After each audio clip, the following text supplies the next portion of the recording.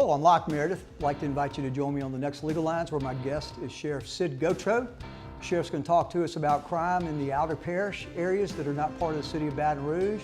He's also going to talk to us about the mental health facility and the tax that's coming up for vote December 8th to help folks who are struggling with mental health or abuse problems and to keep them out of prison. So join us on the next Legal Lines with Sheriff Sid Gautreaux.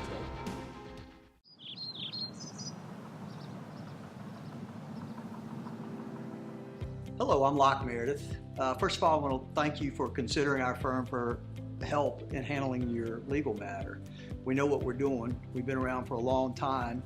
We have over 60 years combined legal experience as lawyers. I've been practicing over 30 years, Sean over 25, and I have paralegals and legal secretaries who've worked for me for over 27 years. We've handled about every kind of case you can handle, and we've been very good at it. The bottom line is, it is our goal to be your protector when necessary, advisor, negotiator, and to successfully conclude the litigation for you in a way that is very favorable. Knowledge is power, and the folks who know what they're doing empower you. They enable you to make the right kind of decisions that best serves you. And that's our number one goal, frankly. Our number one ministry is to serve you.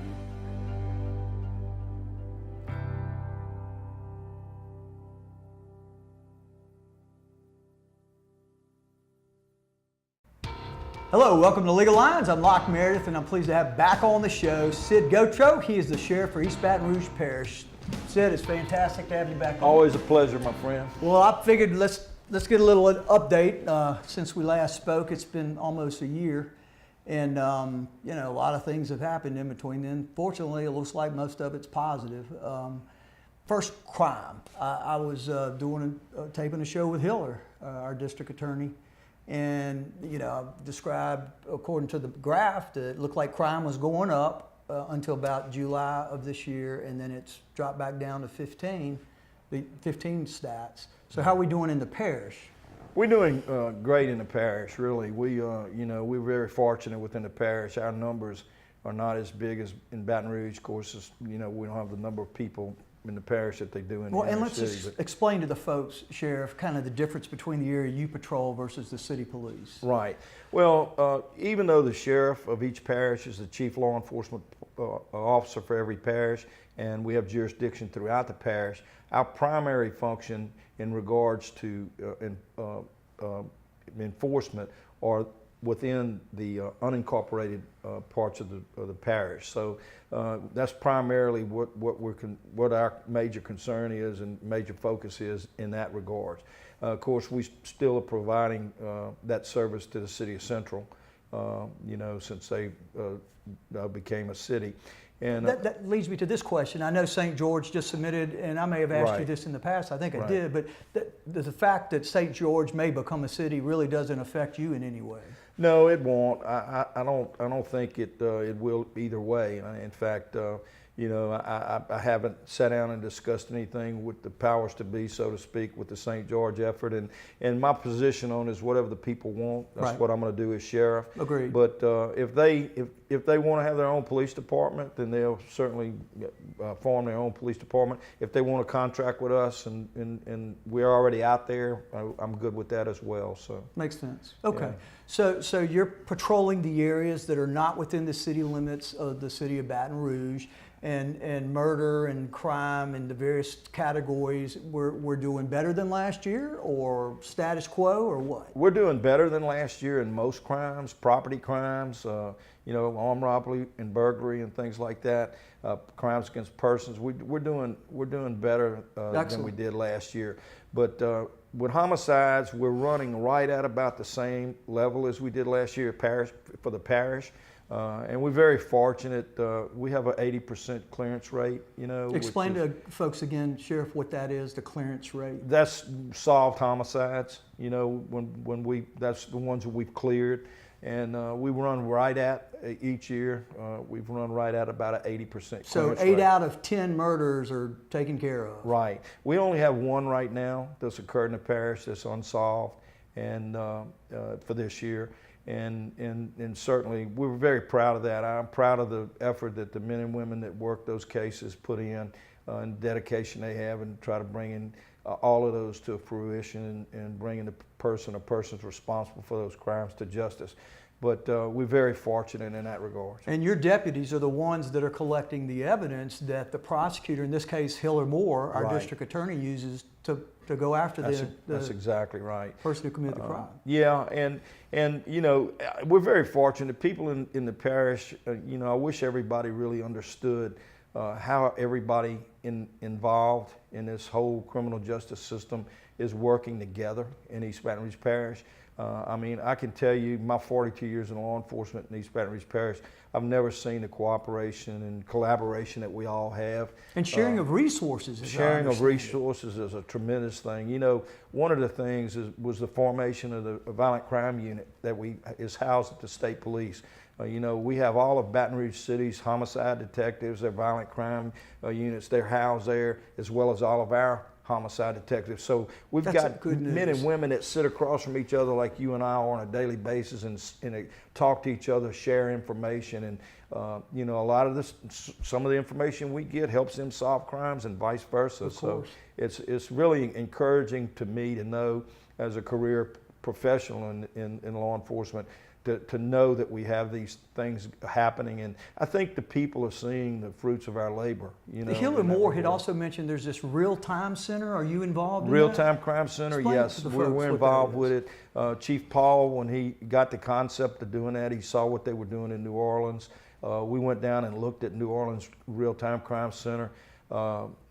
Locke, it was so impressive to see what they were doing with that. And it's certainly something that's going to be a tremendous benefit to the people of this parish here, not only just the city of Baton Rouge, but the people of the parish as well. And he's included us in that because he knows that it takes us working together. It's not a standalone entity for anybody. Great news. You know, and we're really working hand in hand and side by side with that effort. Seems like Chief Paul's really doing a great job. Yeah, he has. You know, I knew Murphy when he was with the state police and really worked with him through a couple of hurricanes and through what we went through in the summer with the Sterling shooting and the shooting of our deputies and officers. And you know, I got to know him a lot better during that time period. So when he was selected as chief, I knew that he would work together with us, and he has done so far, and I've been encouraged by that. Sheriff, are you having the community participate and help to a large degree, maybe even more than they have in the past? Because I know there's been this great outreach by Mayor Broome and the chief and other law enforcement. Yeah. You know, there's no doubt about it. I knew when I took office that we had to have community involvement, and we did that in Baker. Of course, when I was in Baker, I was at a much smaller venue. But we brought the same concepts to the sheriff's office, and when I took office, our biggest problem area was the Gardere area. 42% of all of our calls for service came from the Gardere area. That's one of those top three zip code crime areas, right? And so we started there with our community outreach programs. We started bike patrols there. We started community policing there. We started really reaching out to the community, and the fruits of our labor have paid off. We've really bridged some gaps there, and have really formed some bonds with you know, the people living there, but not only them, but the homeowners associations, the business community, the faith-based community, the schools, and we've really seen a tremendous response to what we're doing and what we're trying to do in that area, and we've seen a reduction in crime there as well. And so when all of the Brave and now it's Truce and all of these things came into to being, I knew that what was being proposed with all of those things would work, because we were doing it with the sheriff's office already. And so it was more of a macro scale. Right. And so now, you know, having everybody in the parish working together for that is a wonderful thing. And, you know, I'm going to say this real quick, and you know, I've told you this and we've talked many a time, and I think the late Ronnie Edwards said it best: any effort on law enforcement is going to be short-lived without community involvement, and that is so true. You know, there's not a crime committed in East Baton Rouge Parish, City of Baton Rouge, that somebody doesn't know about. Right. Sometimes they know about it before it's committed. So, you know, having that input and having those people come back to us is unbelievable. All right, well, we'll continue this on the next segment. This is Locke Meredith of Legal Lines. My guest, the Sheriff of East Baton Rouge Parish, Sid Gautreaux. We'll be right back.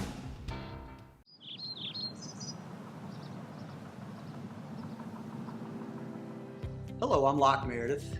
First of all, I want to thank you for considering our firm for help in handling your legal matter. We know what we're doing. We've been around for a long time.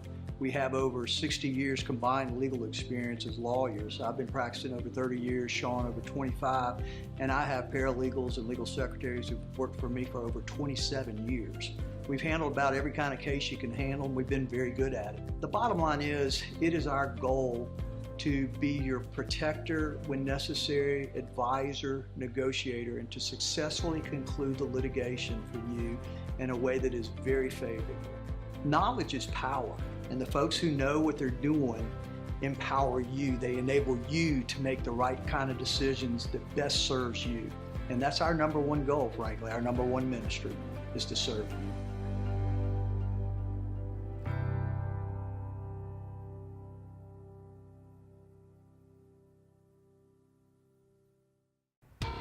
Welcome back to Legal Lines. I'm Locke Meredith. Again, pleased to have back on the show the Sheriff of East Baton Rouge Parish, Sid Gautreaux. Sid, let's kind of pick up where we were. You were indicating there's been great involvement of the community over the last several years, increasing, it seems like, steadily.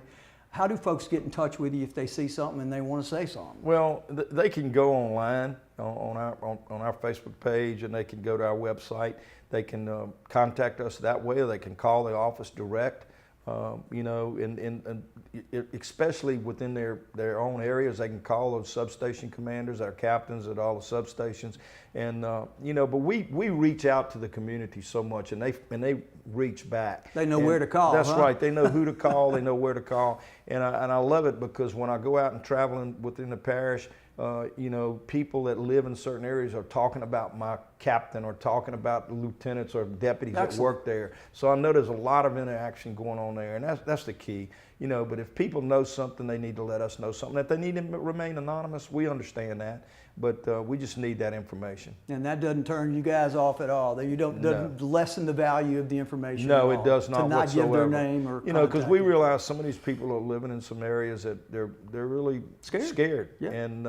And we understand that, and we don't want to put them in harm's way. So, you know, we don't pressure people to say, who are you, what are you know, we just need that information. Excellent. And it helps us solve crime. All right, let's shift gears a little bit. You know, we have been through that horrible events, first the tragedies of the murders, and then the flood in '16, the Great Flood.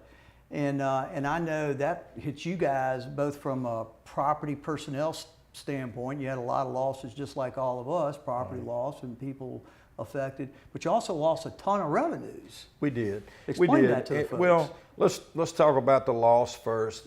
You know, we lost a lot of equipment and so forth. None of our buildings were really affected, but we lost a lot of vehicles, and in those vehicles was a lot of equipment, computers and other things as well. We were pretty much reimbursed by that, by FEMA.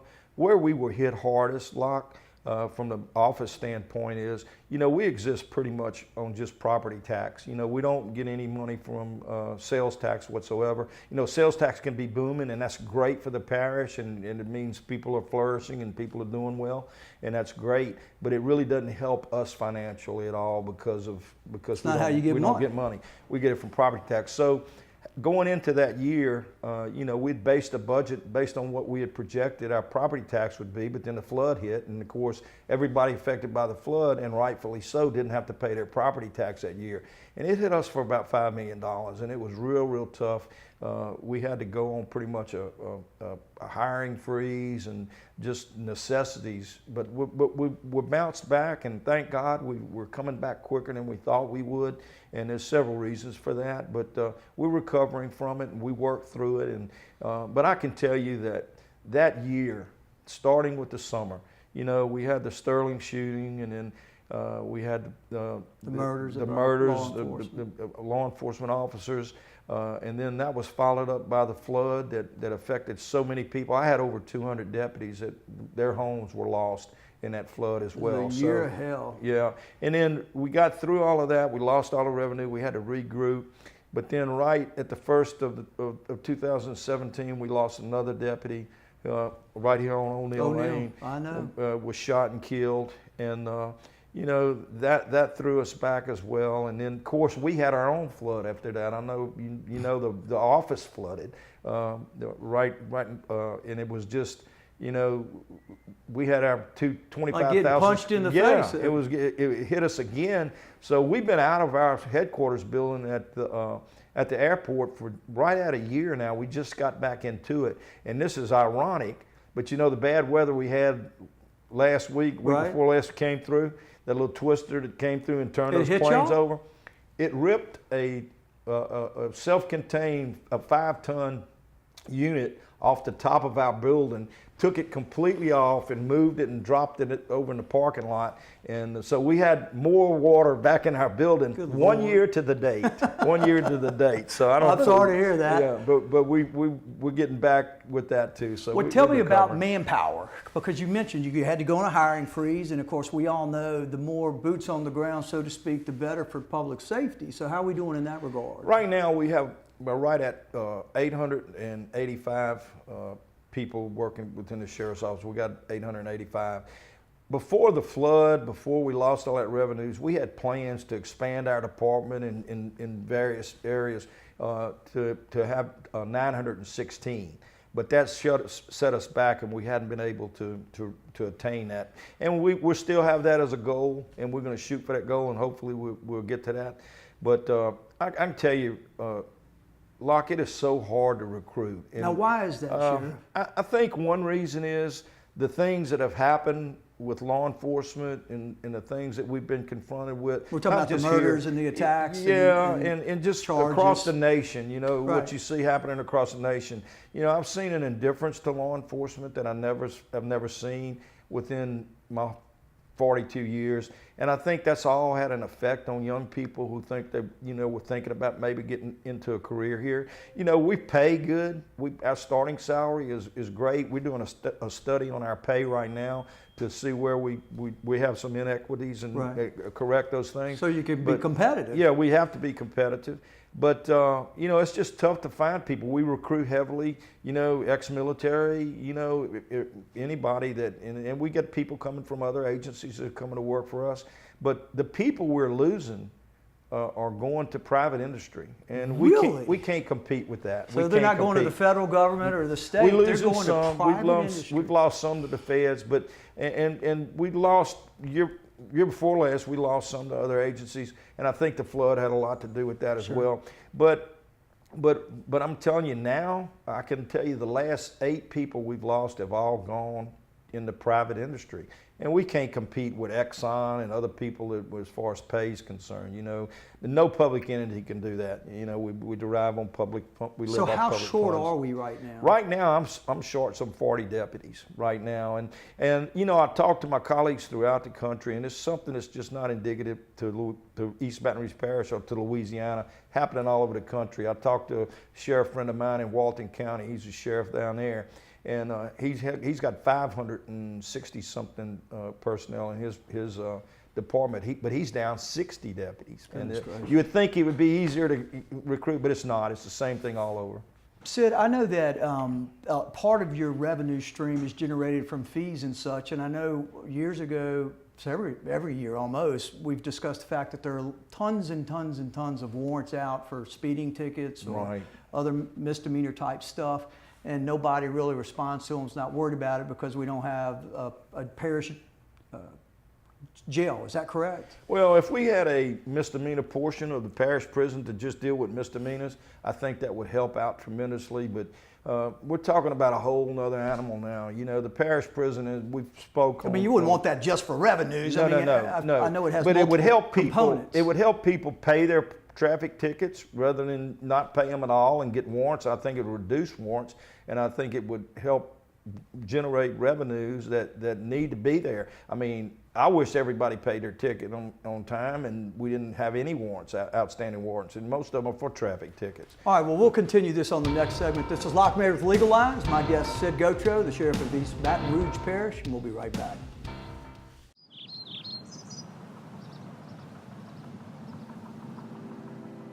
Hello, I'm Locke Meredith.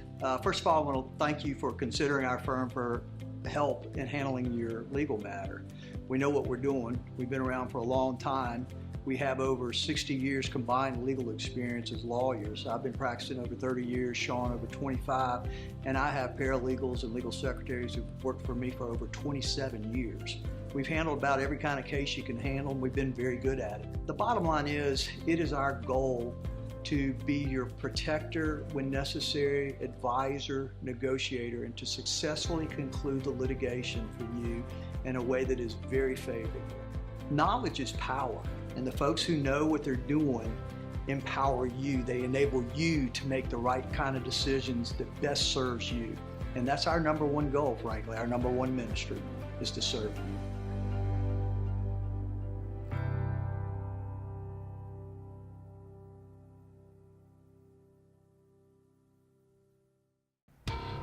Welcome back to Legal Lines. I'm Locke Meredith. Again, really happy to have back on the show Sid Gautreaux. He is the Sheriff of East Baton Rouge Parish. Sid, thanks again. Let's kind of pick up where we were. So we were talking about the need of more manpower.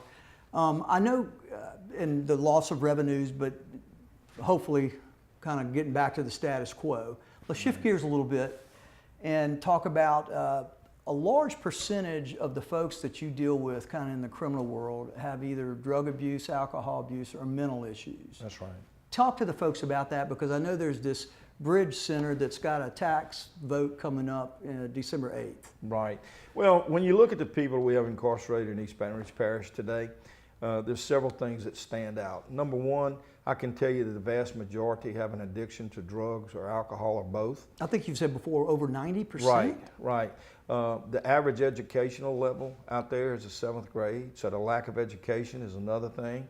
When you look at, most of them come from economically depressed backgrounds, broken homes and so forth and so on. So there's a lot of dysfunction within that, and there's things that we have to address. And now, more so than say 4 or 5 years ago, we've got the mental health component now. You know, the warden and I estimate that before the state shut down all the mental health facilities, that we probably had maybe around 35% in our parish prison system had mental issues. That had some kind of mental issue. Now he estimates it, and I agree with him, that it's more like 70%. And Good God, so that means you have now 40% more people in your prison? That's right. And it's strictly because of mental issues? It's mental issues. And, you know, and right now, that's why we get to the need of having this Bridge Center, the mental health center, if you want to call it that, because right now law enforcement doesn't have any leeway. And let me explain that. Please. A deputy or a police officer gets called to somebody's home or some business or something, and somebody's acting out and they clearly have some mental disorder. Whether it be at home or whatever, the family calls, and they've committed some minor crime, you know, some misdemeanor crime. The family wants them gone. They don't want them there, or the business, whatever. Scared. Yeah, and law enforcement has to do something. So yes, they may have committed a minor crime, but the real problem is the mental health problem. So we as law enforcement officials, the police officer, the deputy on the street, only has two options. We either put them in prison or we take them to the ER. Well, taking them to the ER is not the answer. Putting them in prison is really not the answer. Does ER, they just walk away? Well, does the deputy have to sit there with them until they get care? Sit there with them in Holy most cases moly. until they can be seen by a physician. And you know, shutting down Charity Hospital and all has put in a bigger load, emergency load, on all of our hospitals. And you know, I don't know if you've had the occasion to have to use an emergency room here, but those hospitals are doing everything they can, but you're going to sit there 3, 4, 5, 6 hours sometimes before you even see. Unless you're dying. That's right. So, you know, it's adding a load to them, which affects all of us in that regards. But, you know, it's also not the answer. You know, these people need, you know, whether they had quit taking their medicine, their medicine wasn't available to them, they need a proper care. Because getting thrown in prison is not the answer. They just must either get injured, or they're made worse, or they're turned into a worse criminal than before. We're not solving the problem. Yeah. So if having a bridge center will give us the opportunity to take that individual somewhere where they can be evaluated by mental health professionals and say, this person is going to benefit more by this, this, or this. Now, they may have committed some crime that there's no question they're going to have to go to jail, but they can at least be evaluated before they get there as to what their mental condition is. And be stabilized, I guess, with medications. So it's going to help all of us in the long run. It's going to save law enforcement time, save emergency rooms time. It's going to save money in the long run to taxpayers. Moore estimated around $50 million. That's right. In the long run, yes. And this is just a step. This isn't going to eliminate all of our problems, but it's a step in the right direction. It's a big step. And it's one I think that we need to do. And so it's a short-term stay for a couple of days to stabilize, evaluate, and then they deal with the criminal component. That's right. And so the tax is pending to be voted on December 8th. Right. And as I understand it, it's a property tax. Property tax. Right. And from what I was reading, it lasts 10 years, and it would be roughly $1.50 per month. Yeah. For 10 years for property owners. Right. And it creates the revenues for this thing that helps you guys go out and deal with real criminals. That's right. And you know, it's going to help out everything. It doesn't tie up a police officer or a deputy to having to go sit somewhere with that individual for hours upon end, and takes them away from their normal duties of patrolling and doing, preventive patrols and stuff, trying to prevent crime and responding to crime as well. It helps us out all the way around. Let's shift gears. We had the kind of judicial reform, not judicial rather, but the criminal reform package that took place over the last year or so. And I noticed there was just, I think it was almost $8 million dedicated by the governor and the legislature at the state level to be used. I know everybody had reservations. What is your feel now that we're seeing that that's actually happening? Well, I'm very pleased that's happening. You know, when we were talking about early release and releasing all these people incarcerated, my biggest concern was that we wouldn't give them the tools necessary for them to stay out of jail and to turn their lives around in a positive way. And I voiced that to the governor when we were going through all this in the legislature through the Sheriff's Association. And I told him, I said, Governor, it's good that you want to reduce the prison population. We all do. You know, I wish I could reduce the population here at East Baton Rouge Parish. But we have to give those individuals the things they need, the skills they need to stay out of prison. Because if we don't give them those things, Locke, they're coming right back into our system. And they were coming right back. You know, when I took office, we had 2 self-help programs at the prison. We have 20 now, and it's everything. It's parenting skills, anger management, how to deal with a checkbook, blah, blah, blah, blah, blah, and goes on and on. And again, these are non-violent, non-sex offenders. That's right. Correct? That's right. That's right. Okay. But the thing is, if you don't give people those tools they need, the skills they need to make it and survive, and give them, you know, reentry where they can go back and start off with a sound footing, they're most likely they're coming back. But so I'm happy to see that the state is doing what they said they were going to do and puts money into investment into those individuals, because without that, the majority of them are going to come back. And as I understand it, the formula was 70% of the savings. This past year, apparently it was 12 million. So hopefully this continues. That's Let's right. shift gears again real right. quick. I know there's this family center that is kind of dedicated to dealing with domestic abuse and folks who are suffering in that regard. That's true, and that I can tell you the work that they're doing is unbelievable. They really they offer help in all facets of family abuse and so forth, and with school, with truancy, with everything else, with children. I mean, it's just it's a wonderful program, and I wish we could talk a whole segment on that. Well, maybe we'll do that next time. Yeah. It's wonderful to have you back on the show, Sheriff. Always, my friend. And I'm glad to hear you're running again next year for another term. So we'll look forward to having you again. This is Locke Meredith for Sheriff Sid Gautreaux. Thanks for being with us.